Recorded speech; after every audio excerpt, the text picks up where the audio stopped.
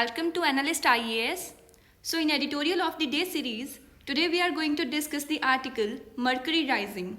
This article is given on the editorial page of the Hindu newspaper and relevancy of this article is with GS paper 3. So before starting the discussion, I want to inform you that Polity Foundation course for 2023 and Ethics Crash course for Mains 2022 are about to start in our institute by Nitin Shibhare sir. For more details, you can call on given numbers. So now let's start the discussion. In this article, we are going to discuss about heat waves and we will discuss about the heat island effect. So a heat wave is declared when the maximum temperature is over 40 degrees Celsius and at least 4.5 notches above normal. तो इस article में temperature increase होने के बारे में discussion किया गया है। तो रिकॉर्ड लेवल पर यानी अगर पिछले 122 सालों में देखा जाए तो नॉर्थ वेस्ट इंडिया और सेंट्रल इंडिया में हाईएस्ट टेम्परेचर रहा है अप्रैल के महीने में। तो ये चीज़ें हमें यह मैसेज दे रही हैं कि ग्लोबल वार्मिंग जो है टेम्परेचर धीरे धीरे इंक्रीज कर रही है। बट यहाँ पर एक बहुत अच्छा कॉन्सेप्ट बार बार आ रहा है, हीट आइलैंड इफेक्ट का कॉन्सेप्ट।